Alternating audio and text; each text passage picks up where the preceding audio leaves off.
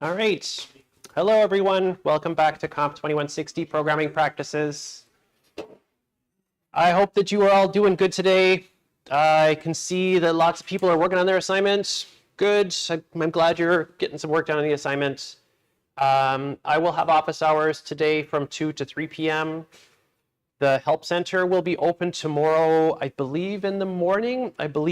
You'll have to go up to the Help Center door. Does everybody know where the Help Center is? Does anybody not know where the Help Center is? So it's on the 4th floor, so go up 1 floor in this building, and it's the last computer lab on this side of the building. So it's closest to E3. There's one computer lab. They have big signs on the outside of the door that say this is the Help Center. There is someone that's working there sometimes that is able to help with Help Center related stuff. So that's able to help with 2160 related stuff. But all of the people that are working there are kind of like upper years or grad students, so they should be able to help you with stuff if you need some extra help outside of my office hours. I guess the only other thing that I want to raise to your attention is that I got an email from our tech staff. And the email that I got from the tech staff is about using tmux, or alternatively using a program called Screen. So I'm gonna make this a little bigger. And when I use tmux, I use it almost entirely just to be able to split my terminal into panes. That's almost the only reason why I use this program. But tmux is also able to basically keep your session alive after you've been disconnected from the server. So I'm going to SSH directly to robin.cs.umanitoba.ca. Normally, you've been SSHing to Aviary. Aviary, this is a joke, Aviary is a round-robin DNS entry. And basically what happens is every time you connect to Aviary, it's giving you a different bird. And this is a round-robin strategy. Ha, ha, ha, ha, ha, very funny. Aviary is a birdhouse. We can connect directly to birds, though. You can just go directly to a specific bird instead of connecting to Aviary and then just landing wherever you land. So I'm going to connect to robin.cs.umanitoba.ca. Your SSH key should just work if you do that.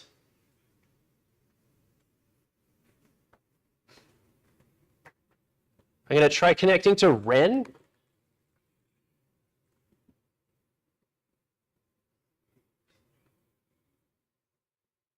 I'm going to try connecting to Aviary.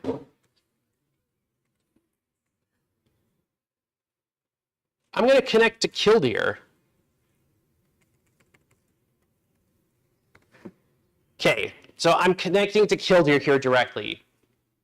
Apparently guessing bird names is the wrong strategy here. I'm going to connect directly to Killdeer. You might see a warning like this if you are connecting to that specific bird for the first time. This is telling you you connected to a host that has this fingerprint before, but never this specific machine. So when you're connecting to Aviary, you might have seen this before, but if you connect directly to a bird, you will almost certainly see this. I'm going to say yes, this is safe. I want to do this, so yes.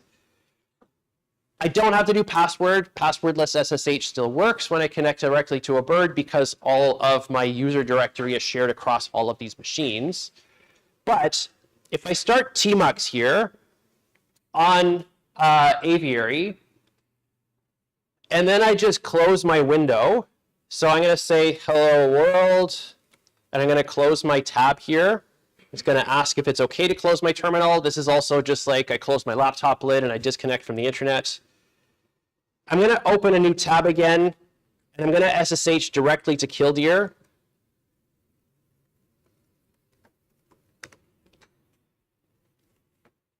If I run tmux ls, it's listing the sessions that I currently have open on this machine.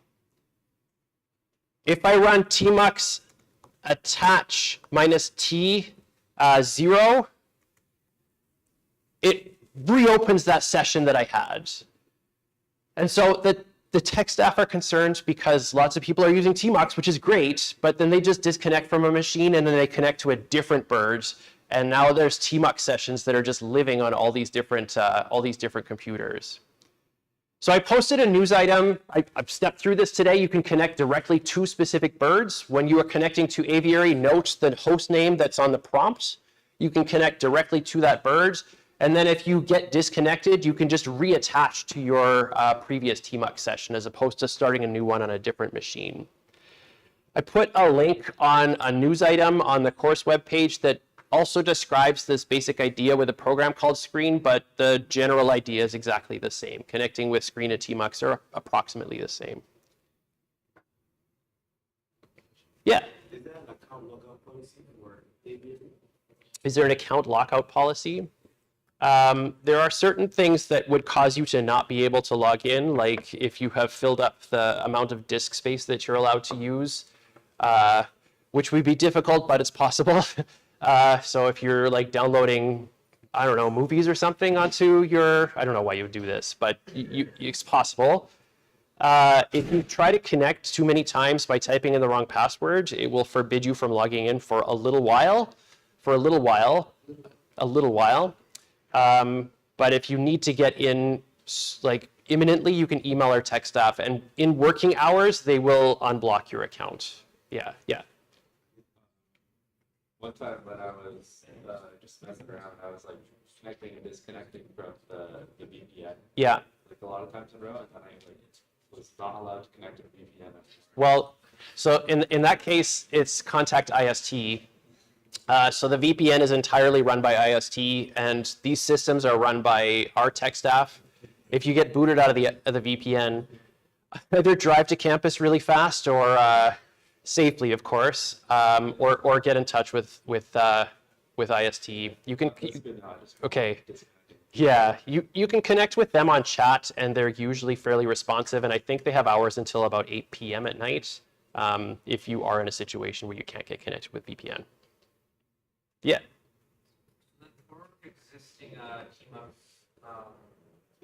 sessions that might be still alive, is it just going to be like the text that just kill them all? Or?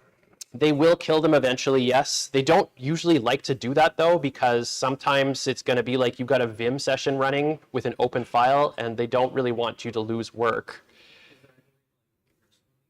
Yeah, so unfortunately, like, prior to this, you probably haven't been keeping track of the birds that you're connecting to.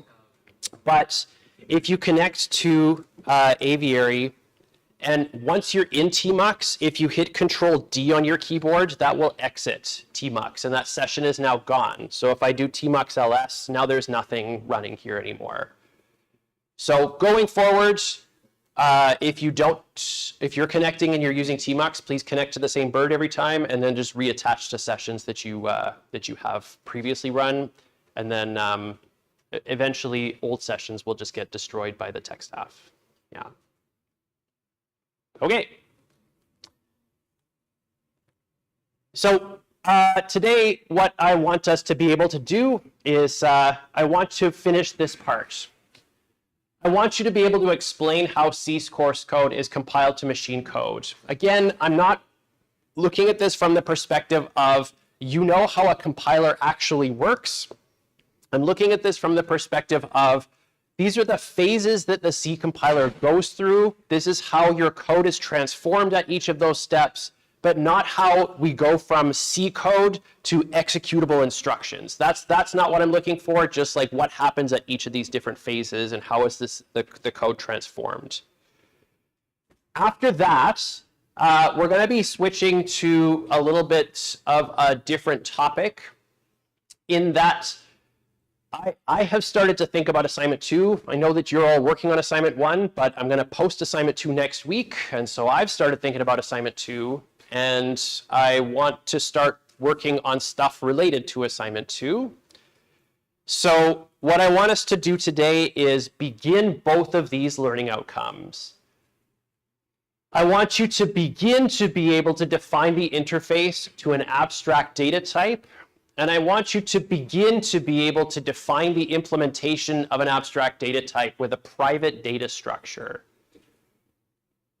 I know that some of you have seen interfaces in 1020. I know that some of you have, but this is something that's pretty recent, and so I can't assume that all of you have seen interfaces in 1020. So some of this might be review, but this is from the C perspective as opposed to the Java perspective. Some of the things that we're talking about are the same, like conceptual similarities, but obviously the way that we accomplish building an interface in C is going to be different from what we're doing in Java.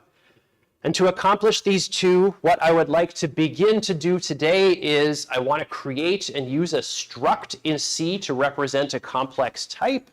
So in Java, we've got classes. In Python, we've got classes and dictionaries and all sorts of other stuff that we can use to represent complex data. In C, the main tool that we're going to use to accomplish this is called a struct or a structure. And then I want you to start, beginning again, I want you to be able to hide implementation details of a data structure.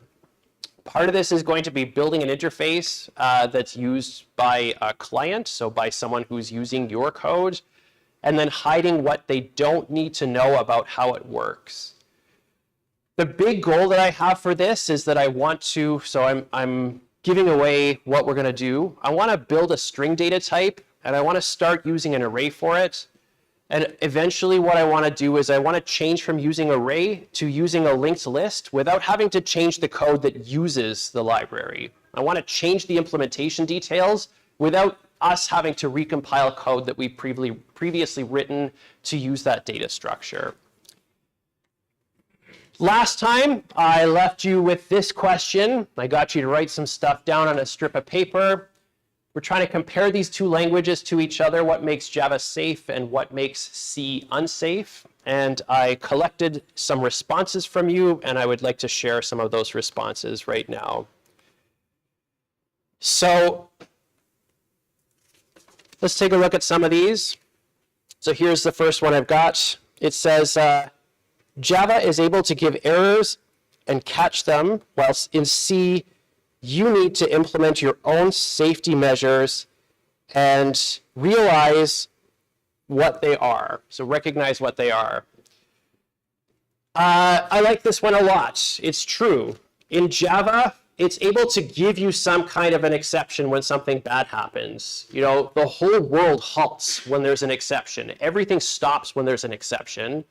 It does have that catch feature so that if you are anticipating a kind of exception happening, you can try to handle that exception.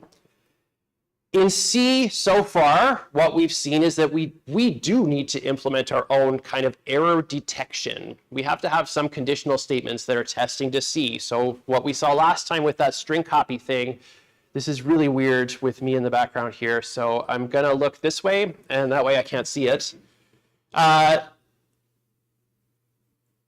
With the string copy thing specifically, we had to write a conditional statement that would check to see how long is the string that's being passed to us so that we don't write over a whole bunch of the stack that we have beneath us. So I like that one a lot. Very related to that is this one. Java has bounce checking code while C doesn't. So 100%, Java just has this built into the language and C doesn't have that. Here's another one that's pretty similar. Java will give you an exception if you try to do something you're not supposed to. C will let you do it anyways, unless you really mess it up, happy face. Unless you really mess it up, happy face. See, Java is definitely giving you exceptions. It's trying to make sure that you cannot screw up. It's still possible to screw up, and it feels bad when we get an exception, but our code doesn't really crash in the same way that a C program does. Here's the last one that I want to share that I also liked that's good here. Java has exceptions and error checking, fixed bounds. Java has... Stop trying to focus on me. Java has scanner.close, which closes streams. So that specific comment I did see a couple times, and that was related to this code here where I've got sc.close at the bottom, where here I haven't really closed anything. This code would still be safe if I didn't close scanner at the end. It would still be safe. The code would still execute correctly. We'd still have exceptions and stuff.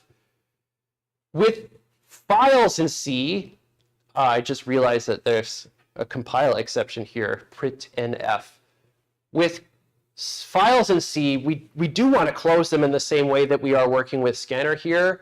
But standard input specifically, this is something that our operating system closes on our behalf. So we never opened it ourselves. We don't have to close it before our program ends. Here are some others that I saw that I also liked. This one just has the word Digimon question mark written on it. There it is, Digimon question mark.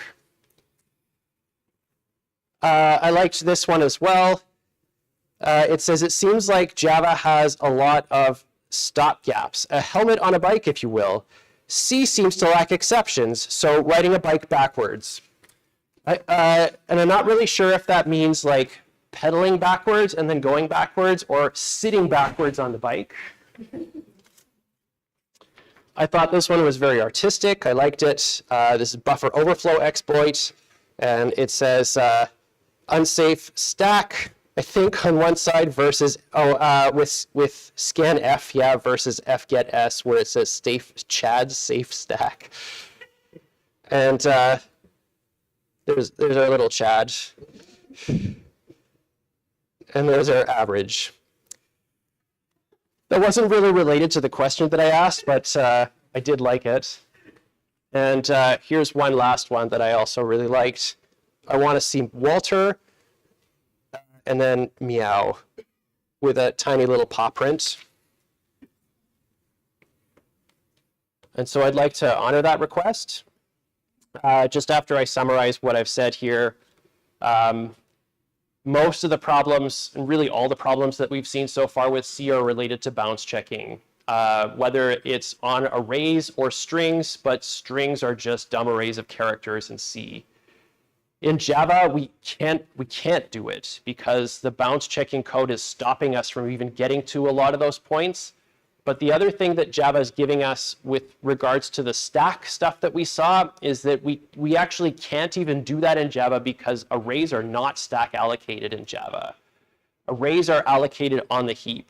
When you use that new keyword in Java, you are putting stuff on the heap. You're always putting stuff on the heap. So it's only really primitive data types that are going onto the stack in Java. So honoring the request of seeing Walter, here's Walter. This is my cat. This is a common sight for him, you know, that little blep of the tongue sticking out. This is a very common place for him to be on the couch. He is a black cat, yes. Does he bring bad luck? I mean, I don't think so. Maybe I live a life that's just filled with terrible luck. I don't know. Because he crosses my path many times a day, yes. This is a photo at Christmas time. And Christmas time is great for cats because there are lots of boxes. There are lots of boxes. And he loves to just like run as fast as possible and almost dive into the boxes. But this is Walter, where he's a little bit more majestic, you know, cat loaf with his paws tucked under him. My children like to read books. Those are all of their books. That's just one bookshelf of their books. They love to read. Walter will sit there sometimes, and he won't bite me sometimes when we are reading a book. Is it Walter White? So we adopted Walter from the Humane Society about almost 10 years ago. He's an old man. I mean, he looks pretty good for his age, but he's an old man. And my partner and I had just seen a movie called The Secret Life of Walter Mitty. That's a good book, I think. It was an okay movie, but it's stuck in our heads, and so it's Walter. So this was before Breaking Bad, I think, even. Yeah. Okay. Are there any questions about my cats other than that? Let's talk about compiling for a little bit. So you have compiled a lot of Java code. You've run a lot of Java code. You may have compiled some Python code, depending on if you are coming from the 1012 path. You probably didn't compile any Python code, though, because you hit that run button and the language is interpreted. So it's not really compiling anything until a certain point happens. But again, that's pretty far outside the scope of this course. We don't care at all about how these two programming languages work in terms of compiling code that we've got.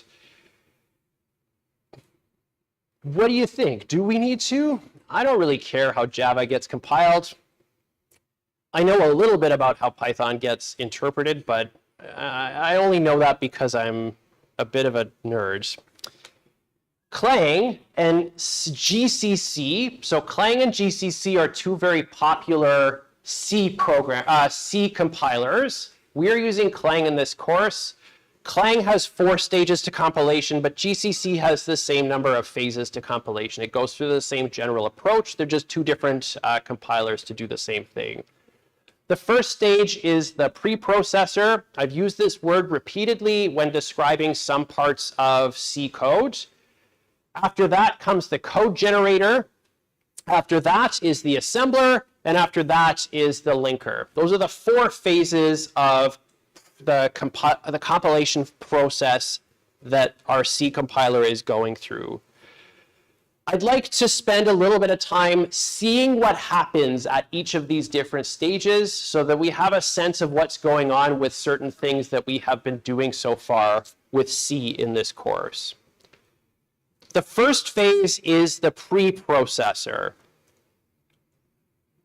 The preprocessor phase of our C compiler is a text replacement engine. And so this picture is super relevant in terms of the way that this thing works. If this is our source code, there might be some things that are going to be placed in our source code that the preprocessor is effectively able to just white out and then write something different in its place. The preprocessor is a text replacement engine. The way that this text replacement engine works is that it finds lines that start with that number sign, hashtag, octothorpe, whatever you want to call it. It replaces those lines with other things, or it uses those to kind of like declare things that can be used in other places. So number include is a preprocessor directive that will basically take the contents of a file and just replace that single line with the entire contents of a file.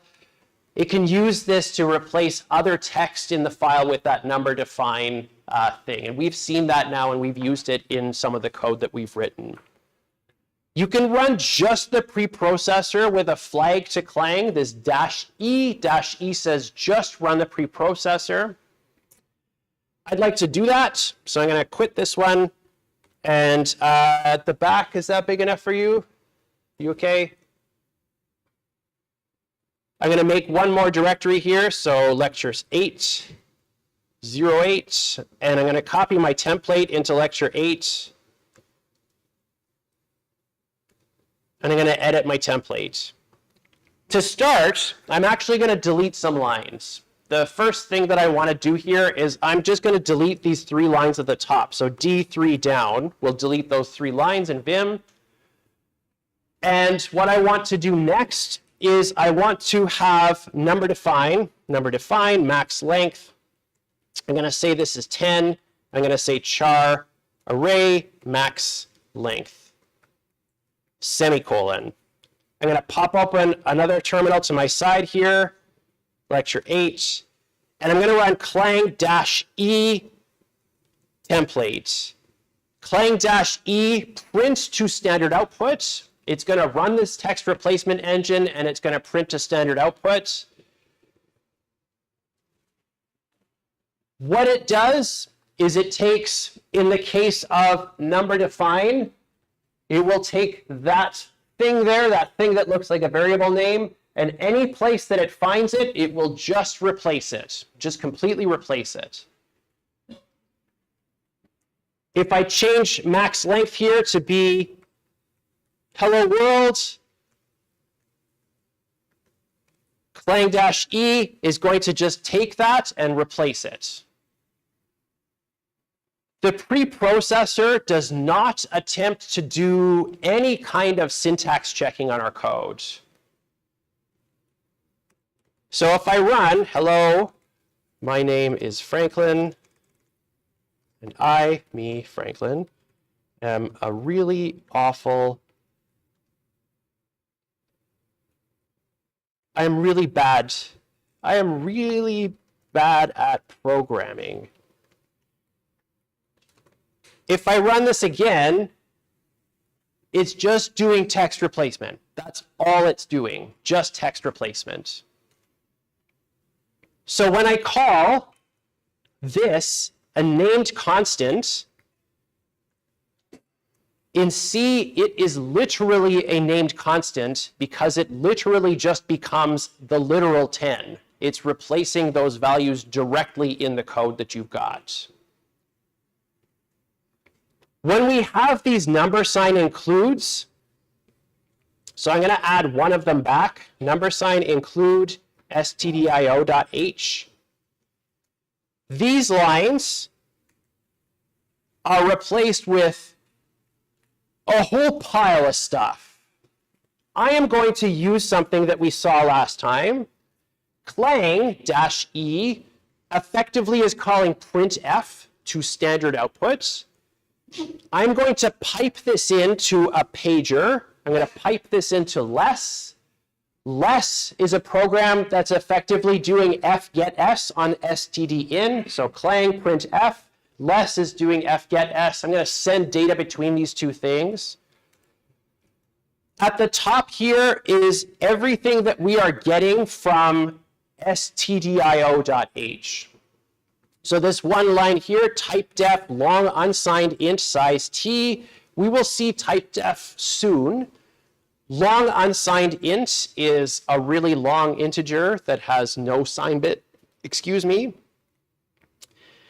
We've also got a bunch of other typedefs for different types of integers and flags and things that we have. If I look for stdin, we've got these extern file. We will eventually see the word extern in this course, but we don't need to care about it right now. All we know is that this is where these three variables are declared so that we can actually use them in our source code. And these really kind of crazy looking things here are function declarations. They are forward declarations for a bunch of code that we would be using. Like, for example, fgetS. Here is the forward declaration for fgetS. When I number include stdio, what I am effectively getting is a whole bunch of forward declarations, a whole bunch of preprocessor directives itself, and also variables that are named throughout this. Okay, so that is our preprocessor. It's just text replacement. It is not doing any kind of syntax checking. It does not care what your code is. It's treating your C file as just a plain text file with nothing else. The code generator is taking input from the preprocessor. So our preprocessor goes through and replaces all of that text. The code generator then takes that text that has had all of those different things replaced and it starts working on it. This is where we're starting to do syntax checking. The code generator builds something called an abstract syntax tree, and then it optimizes that tree. So it's taking your C code, your C source code, and it's building a data structure that represents what your code is supposed to do. And then it can apply optimizations to the tree itself. This is a compiler's course. We're not going to talk about how any of this works, just keywords here. We're building this abstract syntax tree, and we're doing some optimizations on that tree. This then takes that abstract syntax tree and translates it to an assembly language. These are processor-specific instructions or architecture-specific instructions that can be eventually translated into something that can run on our processor. But for now, this is still a text-based file that we're going to get out of our code generator. We can run the preprocessor and code generator with clang-uppercase S. So I'm going to switch back to my code here. I've got this code, and I'm going to run clang-uppercase S template.c. This is doing syntax highlighting, syntax checking now, where I was able to run my preprocessor and have this value replaced by the preprocessor. It didn't know or care that exit success was not defined anywhere as a variable or a value. Clang-S is now checking to see if this is defined. This exit success is in stdlib.h. So if I run clang-S again, it doesn't print output to standard output anymore, but instead generates a file called template.s. So if I do ls-l, I can see that there's this new file template.s. And I'm going to edit template.s with my editor. This is x86 assembly. x86, 64-bit x86 is an architecture. This is Intel and AMD processors. If you run this same command on your ARM-based Mac, your M1 or M2 or M3 Mac, you're going to see a different set of instructions here that are going to work on your machine.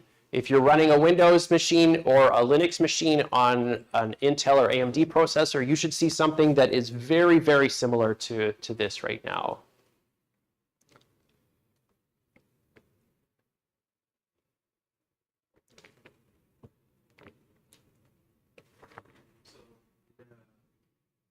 X64, x86, is it the number of bits that makes up the routing system? So that's a good question. The number of bits on an x86 64 system is it's a 64-bit processor. The M1, M2, M3 Macs are also 64-bit processors. It's just the way that they encode instructions they're different. They use different instruction sets for their architecture. You will see more of this in Comp 2280. You'll see this again in Comp 3370. But in terms of assembly language, this is kind of out of scope for the course. Yeah? Can you repeat that, please? Oh, can you get a job as an x86 programmer? Maybe. There are vanishingly small cases where you as a person can write better code than the compiler can, if you understand how the x86 architecture works. This is a vanishingly small number of situations where that's true. The times where this was relevant was in basically physics engines for games, but even that now is not usually written in assembly. A lot of times it's because a game developer will want to have it working on an M1 Mac or an Intel machine. And if you write something in assembly, you have to write it for both architectures. You can't just write it once. With C, you can write it once and compile it twice, and it will just work. But with the assembly language instructions, you'll have to do it both times. Okay.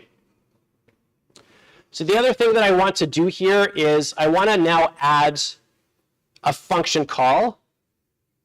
So I'm going to say munch string. I'm going to pass array to it. Remember that once we get to this point, clang-s is doing syntax checking, but it's not really forbidding us from doing this calling a function that doesn't exist yet.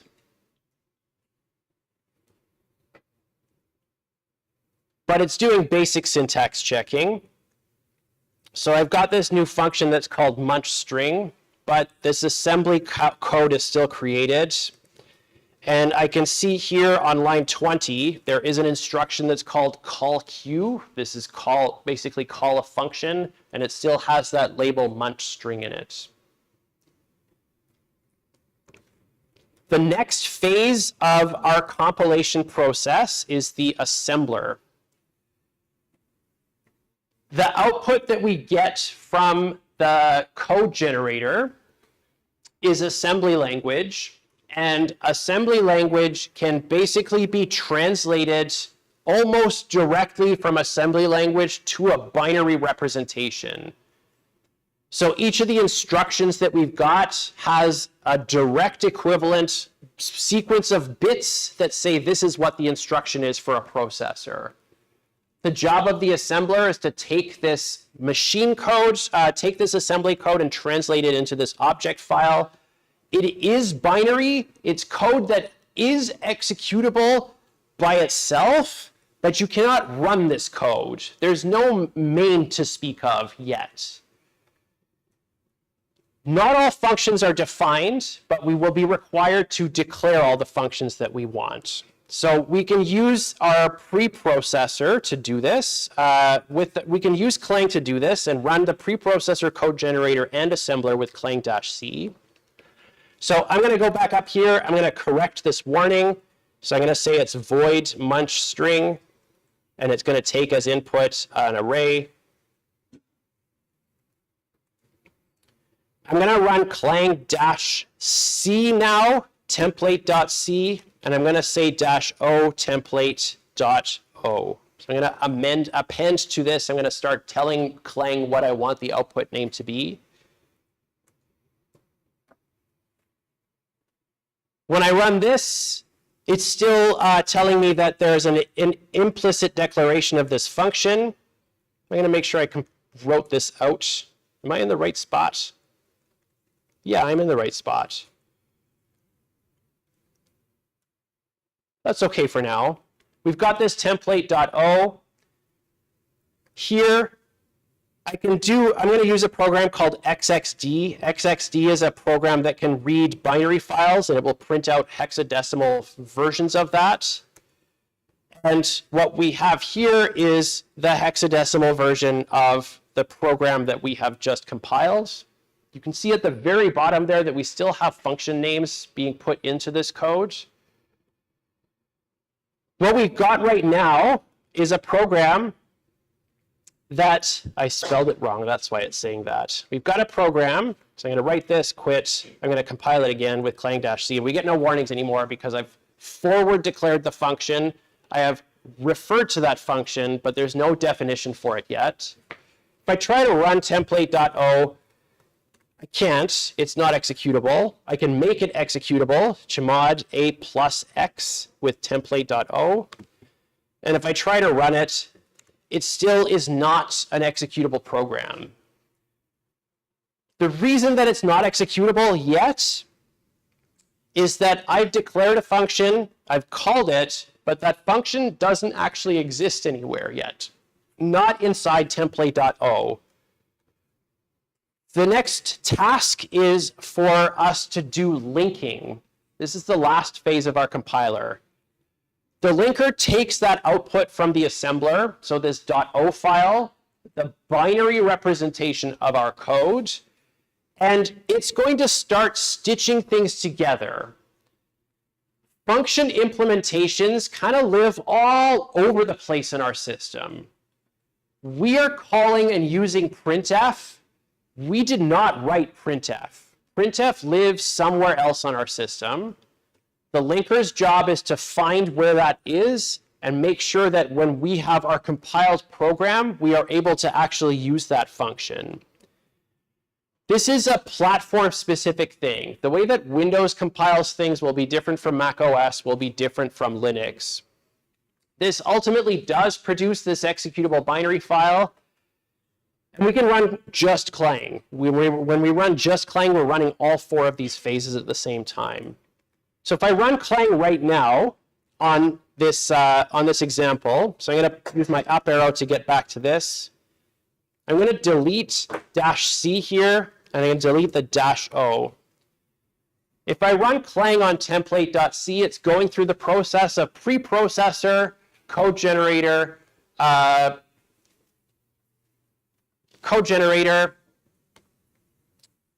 the assembler, and then the linker. And when I run this, I get this error that says linker failed, undefined reference to munch string. We got through the first 3 phases with this code without getting any errors because we haven't really done anything wrong up to that point. To get past this, and this is something that you might see as you're working with your own code, this error here that says that I haven't been able to find a reference to this specific function. This is always going to be because you don't have a function that's defined. There is no code for it to actually call.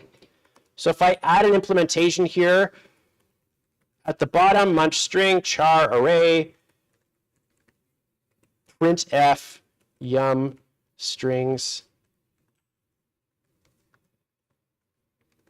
and I compile this, now I'm not going to get that because it was successfully able to link call with an actual implementation of the code that I've got here.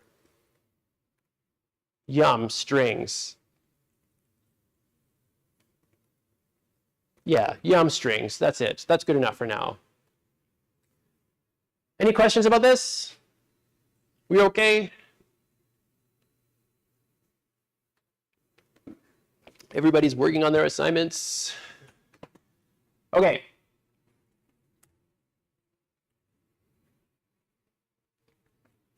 Now I want to switch entirely. What I would like to do now is to start doing stuff that's going to get us closer to being able to do the things that we could do with Java. This is all going to be around, let's build an abstract data type and add an implementation of that that hides its implementation details so that we can use it and then make changes to the way that it's implemented without having to change the code that uses it. The first stop here is to build objects in C. But let's take a tour back to Java. Let's take a tour back to Comp 1010 in terms of how we approached figuring out how to build classes. Kind of took a weird path when we started looking at Java. At the beginning, it was very much just like, yeah, cool, look at these primitive data types. Let's convert Fahrenheit to Celsius. Let's calculate some basic stuff, but we've got primitive data types. Then we started maybe talking a little bit about strings, where strings they're really a lot like primitives in Java. They behave very similar to other primitive types in Java, but they're also somehow magically different. They're also just a little bit different from the primitive types that we've got. Then you started talking about arrays, and then you started talking about parallel arrays. So you declare an array and it's got integers in it. Then you added to that and said, well, maybe I can have 2 different arrays where each of them represent one piece of a complex data type. So if I've got a string array of names and an integer array of ages, index 0 refers to the same person in both of these arrays. Index 1 refers to the same person in both of these arrays. But that's really just like a really super weird way to think about anything. So you eventually get then to classes and objects when you're in 1020. Let's build something where we're taking all these different pieces of information and like put them in the same logical unit. So we've got a name and an age that are literally right beside each other in the same thing. Structures in C, we're using this struct keyword. This is very similar to the idea of a class in Java. It's a named group of related and heterogeneous data. It's like a class, but there is no behavior in a struct. Structs in C do not have methods. Classes in C have methods that operate on the internal state of a class. Structures in C do not have behavior. They do not have methods. To declare a structure in C, you use this syntax. The keyword struct, I am typing this right now with all uppercase letters. Curly braces, so very similar to Java. You list the things that you want to be in that structure. So primitive data types, other structures, pointers, arrays. You can put everything that you could put in your stack variables into a structure. And then you put a semicolon at the end of the line. This is one of the unique places in C where you must put a semicolon after the closing curly brace. This isn't a block, this is a declaration. In Java, we had methods where we would mark our internal fields as private. So when you were doing this in 1020, did you use private to hide some stuff? Yes, yeah. And then you had to have these extra methods that would give you access to those things. So getters and setters, or accessors and mutators. C does not have methods on struct. In Java, we used public and private and protected to hide implementation details of a class. C does not have a concept of information hiding. There is no concept of information hiding in terms of structures. The way that we hide information in C is that we don't. Everything in a structure is effectively a public member. Everything in a structure is effectively a public member. I would like to start building our own data type. The data type that I want to start building is a string. This has been a little bit of a pain point with us so far in C, in that in C, strings are just dumb arrays of characters. They don't know what their own length is. I would like to build our own string type. We're going to define a structure for this. We're going to write a main function that populates it, initializes it, and populates it. And then I'd like to write some functions that replicate some of the stuff that we can do with strings in Java. So for starters, I want to write a char@at function that will give us a character from a string that we have defined as our own type. So I'm going to pop open my editor here. I'm going to close this example. I'm going to change the name of this template.c to be compiler.c or compiling.c. And I'm going to remove the other template things. So one thing that we haven't seen so far is removing with this asterisk, or doing this anything with an asterisk here. Asterisk in this case is saying I would like to remove everything that starts with template and ends with whatever. So in this case, there's 3 things in my directory that end with whatever. There's template, the program that I could run. There's template.s and there's template.o. So just checking that. There's 3 things that are called template, start with template. So rm template.star will remove all 3 of those things at the same time, rather than me typing that name out one after the other.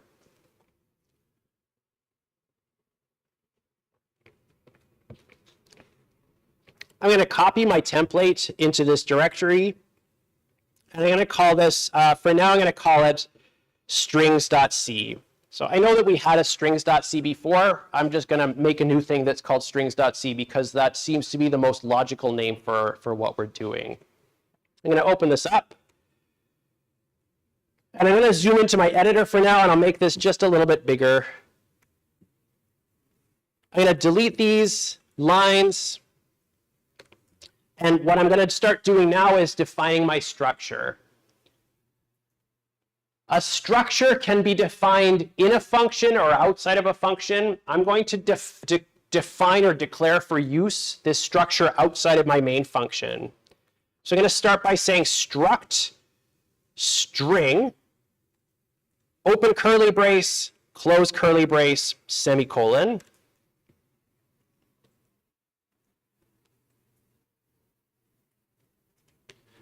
Inside my string, I'm going to start with an array. A string in C is just a dumb array of characters, so I'm just going to start with a dumb array of characters. I'm going to say number define, max string length, and I'm going to say that 100 is the biggest string that we're going to be allowed to represent for now. And then to declare that I want to have this attribute in my structure, I do it like a regular declaration. So char characters max string length. So semicolon at the end, declare it just like I would a regular thing. The other thing that I want in my string is I want it to be more than just a dumb array of characters. So I'm going to say int length. This is going to be the current length of the string, not the biggest thing that it can have, but this is the number of bytes that are currently, or the number of characters that are currently in this string.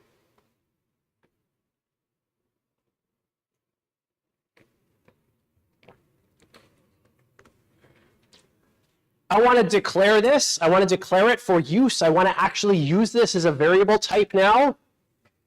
So in my main function, I'm going to declare an instance of this struct. At the top here, I have defined the structure for use, but I haven't declared an instance of this structure yet. Now I want to declare it for use.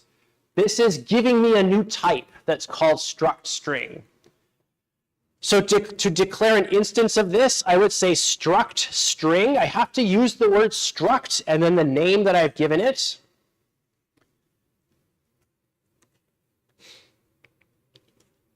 So this part right here, this is all the type. That's all the type of the variable that I'm going to be declaring. And I'll just give it lowercase s string for now as a name, because that, again, that seems like a reasonable place to start. I'm going to save this.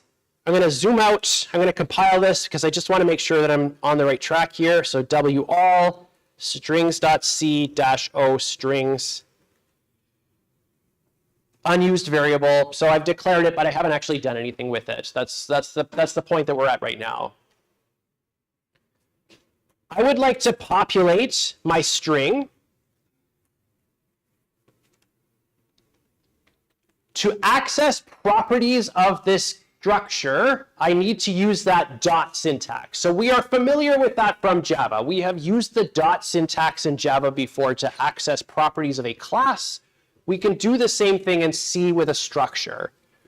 So I can say string.length is equal to, I want to assign a value to it. I'm going to say 8 for now.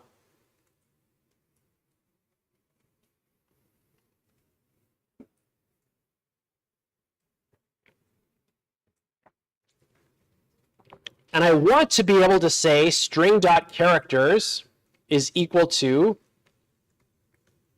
my name.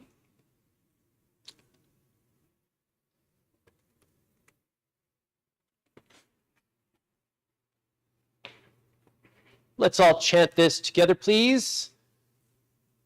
An array in C is just an address. Did I do it right? Oh, no. Well, then chant it at me, please. It's not a variable. It's not. Thank you. Thank you for correcting me. So let's try it all over again. After the beat of 3, 1, 2, 3. An array in C is just, it's not a variable, it's not a variable, it's just an address. Yes, okay. It is not assignable. I can't do this. Yeah. Sorry, can you repeat that? An array? An array is literal. That's how I'm going to answer that question. So it's not really primitive. It's not really an object. It's a literal. It's an address. Yeah. I can't do this. So I'm going to stop constantly making my own string functions for now, and I'm just going to include string.h. So I'm going to add at the top here, include string.h. And the function that I want to use for now, I'm going to say man3 strcpy. Again, manual pages. Section 3 is always code that I want to use, and then the name of the function that I want to look up. String copy is this really weird function where the destination that you want to write to is the first argument, which I think personally is backwards, but it is what it is. I didn't write this, so I just have to deal with it. So what I need to do here is I want to call strcopy. And what I'm going to pass to strcopy is string.characters. So string.characters is a buffer. It's an array of 100 locations, 100 elements. This is what I wanted to write into. The source, in this case, I'm going to put the constant my name. And I'm going to delete this line.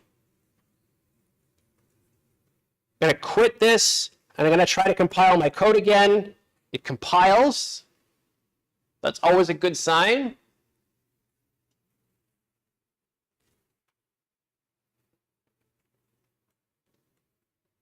And I want to print out my string here. So I'm going to say printf string characters %s length %d \n. And what I will pass to this is string.characters and length, string.length.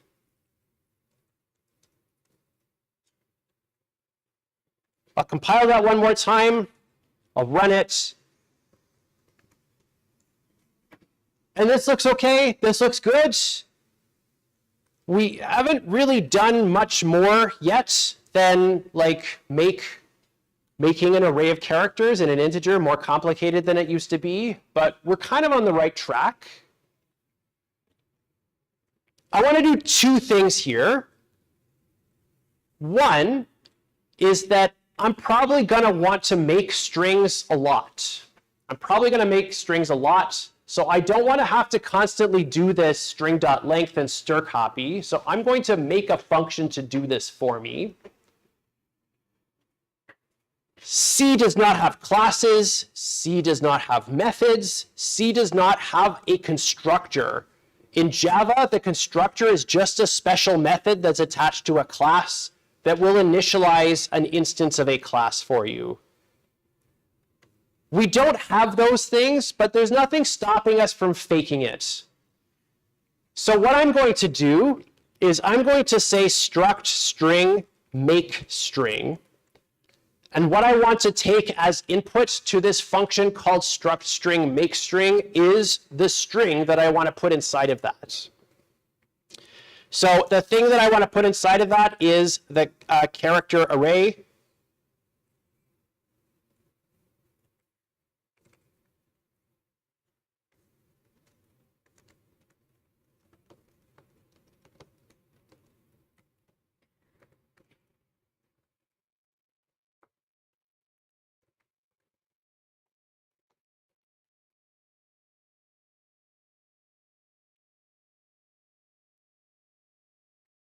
This function is going to create an instance of a string structure. It takes as arguments one array, and it will return an instance of the string structure. Because I am working with an array right now, I want to be just like the tiniest bit safer than I have been in the past. I don't want to have buffer overflows anymore. I want to avoid that.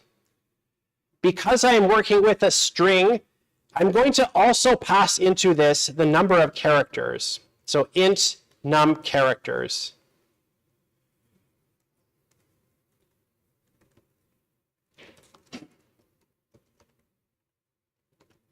This is the number of characters that I actually want to copy into this string.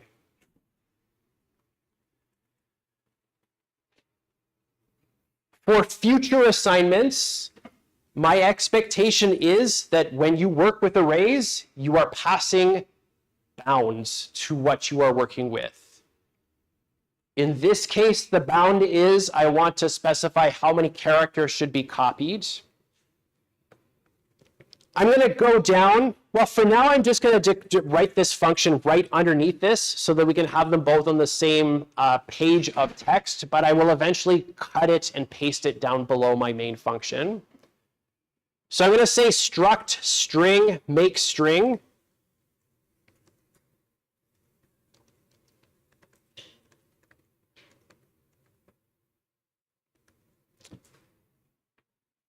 I'm going to declare an instance of the string inside of this function.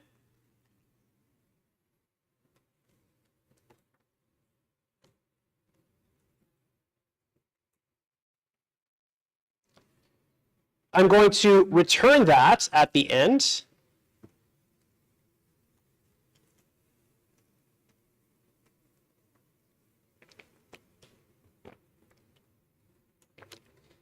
And then before I do anything, I want to start checking what has been passed to me. I'm going to start writing a conditional statement. I don't have exceptions in C, but I can prevent something from happening, prevent it from getting into the exceptional state before the exceptional state would happen.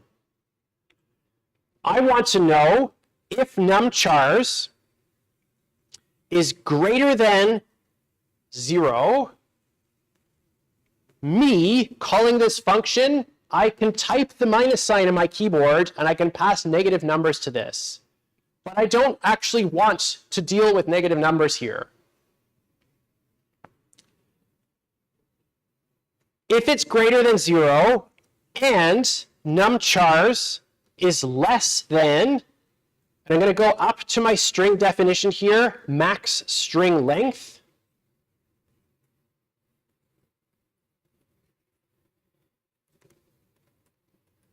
Only if we can avoid the exceptional case of array index out of bounds exception,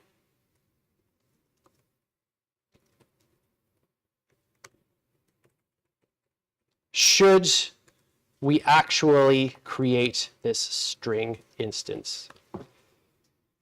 If me as a programmer hit the minus sign or I put a string that's going to be 1,000 characters long into this, I should just get back a string, but it shouldn't cause my function to be overrun in terms of like writing past the end of the array.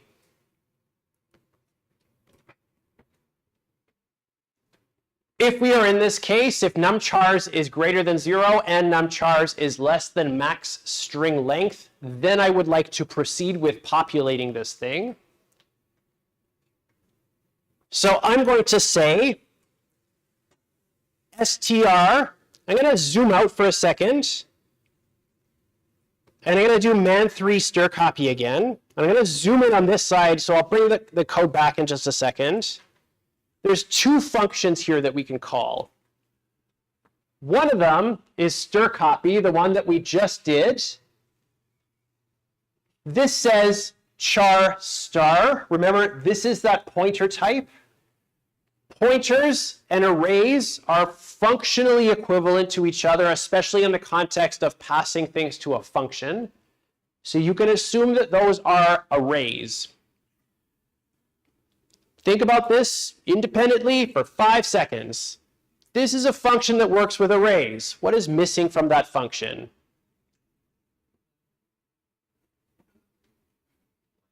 Length. Length. This destination array and the source array, they might be wildly different sizes. If the destination array has 4 characters worth of space and the source array has 1,000, stir copy is just going to copy blindly 1,000 characters. Strn copy, strn copy, it lets us tell it, this is how many characters you should copy. You should copy n characters from source into dest. So that's the one that I want to use now. So I'm going to quit this. I'm going to zoom out, and I'm going to go back to my code. I'm going to say strncpy. Again, we still have the destination first, which I think is backwards, but I'm accepting it. I'm going to pass to this string dot characters. The source is this characters array that's been passed to us. And I'm also going to just accept as input here numchars.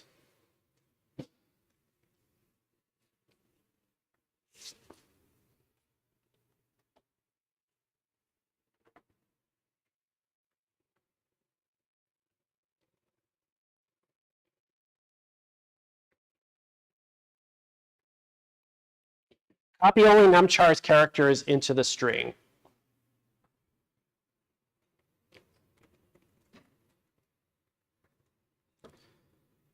I'm also then going to initialize the length. So string.length. I'll say numchars here. So here's our function in its completeness.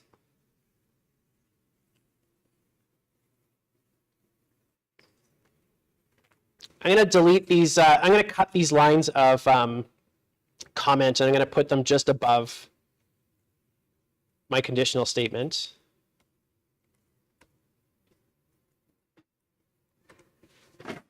But I haven't moved any code around, just to make the actual contents of that a little bit clearer.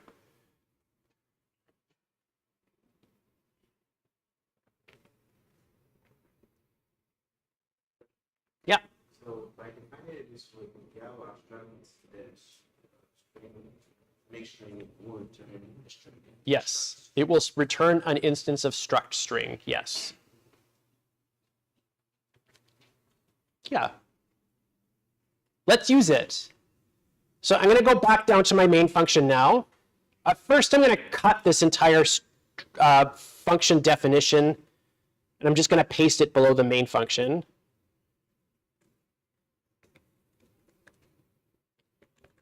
But I'm not changing the code.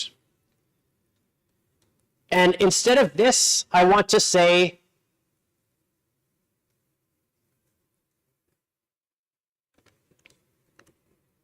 string is equal to make string. I'm going to pass Franklin, and I'll pass 8. So I'm going to call my quote unquote constructor.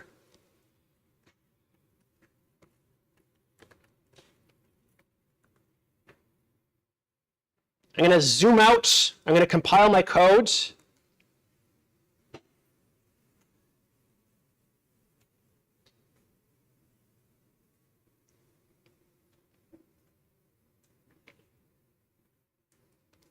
I'm going to zoom in on this.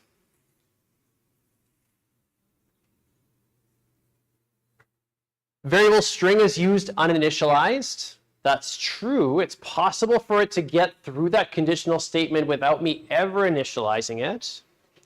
So I'm going to zoom out of this. I'm going to go to my make string function here, and I am going to initialize this string. I'm going to initialize this string by setting its contents to entirely 0.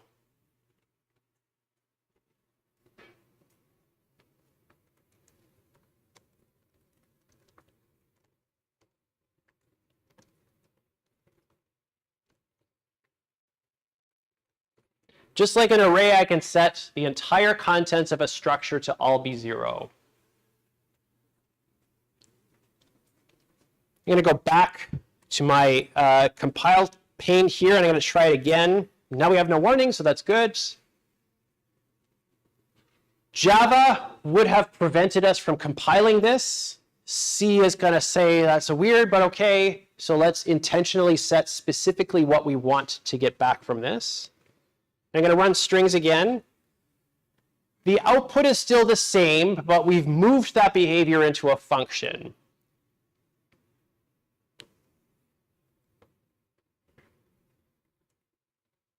Is this all good so far? Questions? Yeah.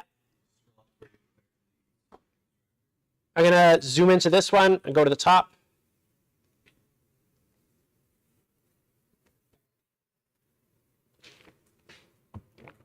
Okay. The last thing I want to do here is I want to add a function to give me a little bit of behavior.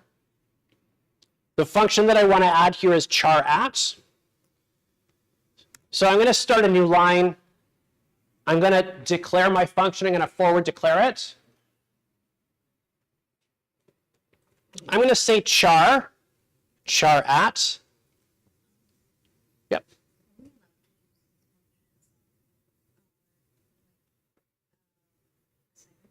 Are you allowed to use string functions on your assignment? You You can. You're not forbidden from using string functions, but string functions don't account for null bytes being in the middle of a string. And there's one case in the test part of the main function that will have a null byte in the middle of the string. So string functions won't work, and so you'll have to make your own functions to handle that. Going forward, after this assignment, that's not a trick I'm going to pull anymore. And so then you're free to use string functions. So for assignment 2, just use string functions, yes. So I'm going to do char at. We do not have methods, so I can't add behavior to that structure, but I can take as input to a function an instance of that structure. So the first argument here is going to be struct string string. The second is going to be index. I want to get the character at a specified index. And I'm going to start my comment. Return the character at the specified index. Args, string, the string to get the character from. Index, the index of the character must be greater than 0, equal to or greater than 0. We can get an index 0 from a string. Must be equal to or greater than 0, so greater than or equal to 0 must be less than the length of the string.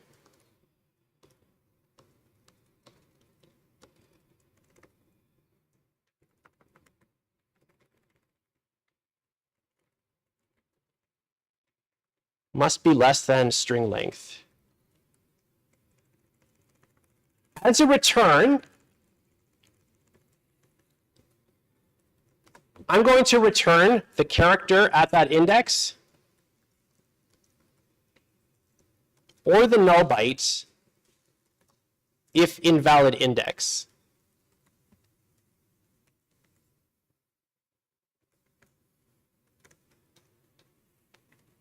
I am now beginning to say, when I write this function, you as a programmer reading this documentation have to respect these things. I'm going to programmatically enforce that you have to respect those things by putting conditional statements in my code. There's nothing stopping you from trying, but I want to make sure that when you're working with my code, you can't get into these exceptional states in the first place. So I'm going to start, again, defining this function right below, but I will put this below my main function at the end.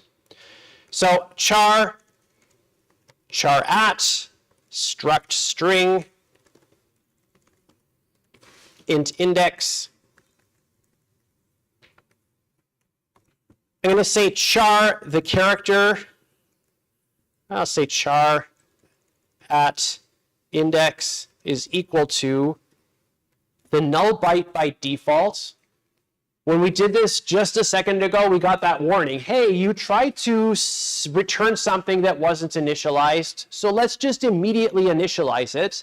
The equivalent to 0 in curly braces for a character here is the null byte for us. This is kind of like that default state.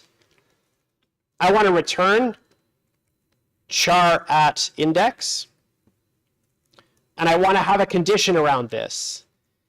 If index is greater than or equal to 0 and index is less than string.length, only if this condition is true should I even try looking in the string in the first place.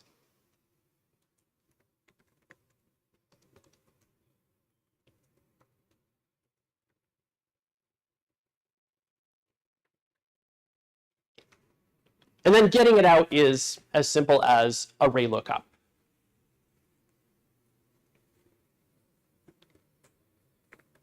So here's our complete function.